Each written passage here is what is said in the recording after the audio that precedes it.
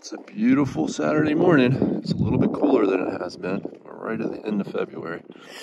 And the last few days were really that snake was out yesterday, so I give you an idea. It was been warm for a few days. But anyhow, it's a little bit cooler now today. It's in the 40s and breezy. So, very nice morning though. Sun's starting to noticeably come up at an earlier hour, although we're getting ready to have our time change, so that means everything will be shifted to the afternoon, and which will be nice. I have longer afternoons, and the days are longer in general, so it won't be long before the mornings are bright again at 6 o'clock. So, and it's probably getting closer to 7 now, but anyhow, the walking and the thinking and the breathing, it's all a great way to get your day started. And there's this little thing that I learned a while back. I thought it turned out to be quite, for me anyways, a profound little thought process.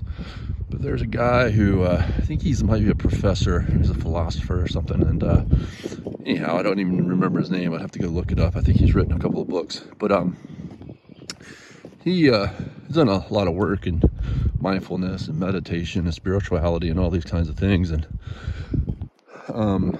he might even, I don't think he is, but he might even be like a neuroscientist or something. But he was given, he had this talk. It's online, it's on YouTube. You'll probably find out. I think it was actually maybe a TED talk, TEDx talk.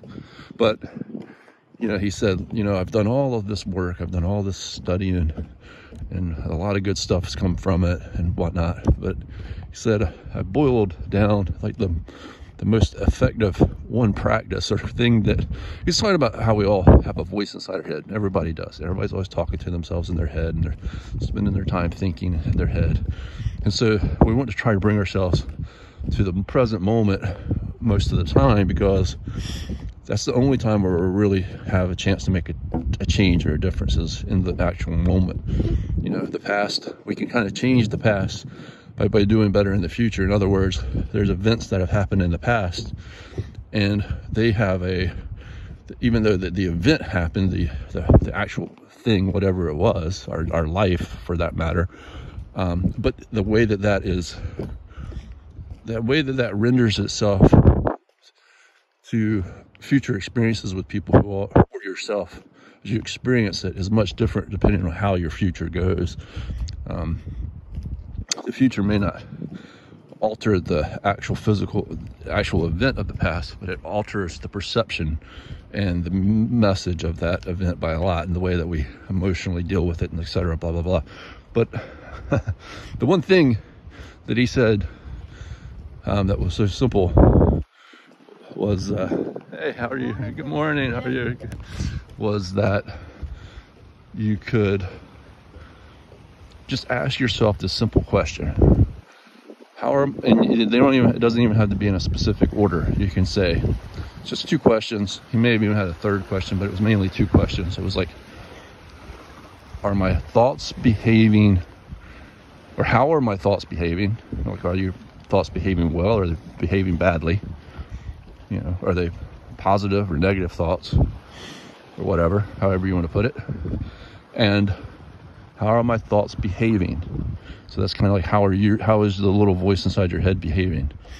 And are they useful? Those two questions, and you can ask them in either order.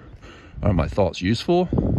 And how are they behaving? So in those two questions you can ask yourself, it's amazing how well that will help you readjust where you're putting your attention. Just to ask yourself those two simple questions. They should teach that in school. How are my thoughts behaving? And are they useful? Are my thoughts useful? How are they behaving? And you want to, say, well, if they're not behaving well, then I want to change my thoughts. And if they're not useful, I want to change my thoughts. So you want to change your thoughts to things that are useful and that are positive, or if not positive, they're well meaning, they're going to lead you in the right direction. It's like a friend. You don't want to be with a friend that's going to lead you down the wrong path. That's how your thoughts are. Your thoughts are like your friend. And the brain is kind of works like that. It kind of works in different departments. It all comes together as one thing, but you do have a conscious and a subconscious, and you have you kind of have a part of your brain that recognizes yourself and a part of your brain that doesn't recognize yourself as being you. And so it is kind of like having another person. And so you have to say, like, you know, are my thoughts behaving well? So we don't want to have thoughts that are taking us in a bad direction. And then, are they useful? You know, and if I'm having thoughts and they are behaving well, and I can't determine if they're useful or not, then maybe I should ponder that specific part about the thoughts. Are they useful? Why am I having these thoughts, but not something that you want to drag out? This is not something that it's meant to be drug out for a long time. It's just, you know, just to get you back thinking about, focused on where you're at and what you're doing and experiencing the moment. Something crawl up my leg, or maybe just a plant. Hey, talking tree. You. How are you doing? You made it through another winter. Yes, I did. I made it through another winter. I made it through another winter. Tell Adeline I love her. I will, talking tree. Okay, this has been a long video, but I think it's just very important things, very important stuff. And as you get a little bit older, between 7 and 13, you're 7 years old now, your mind will still be very flexible like a young child, but it will change a lot in that period of time, and your things will start to become more concrete, and not as much so as a grown-up adult, but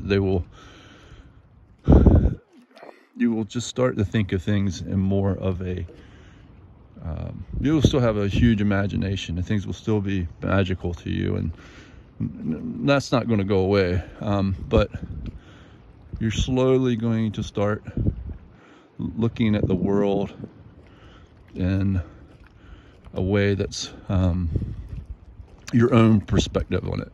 And so you need to develop the practices and the habits and the exercises that are yours, so that you're guiding your life towards the goals and the things that are right in your heart.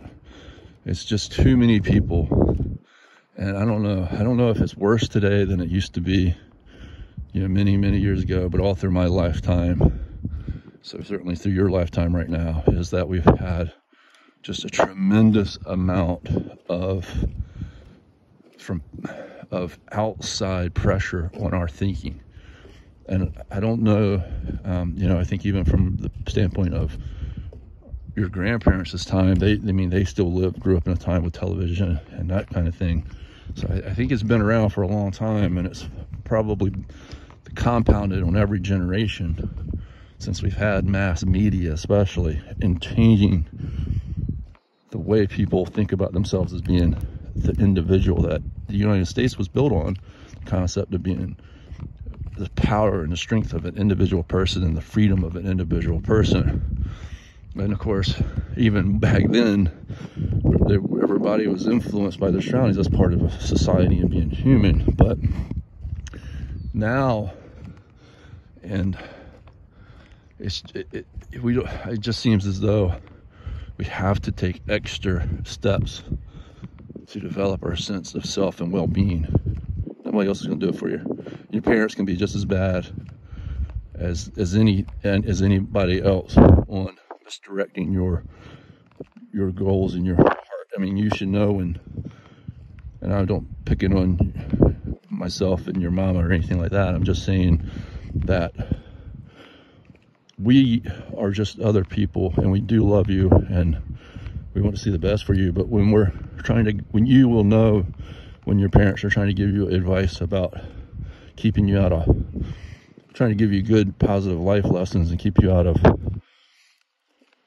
harm, I guess, versus when they're trying to do too much to convince you that to what you need to think, or to convince you what you have to believe, or that those things are personal for you.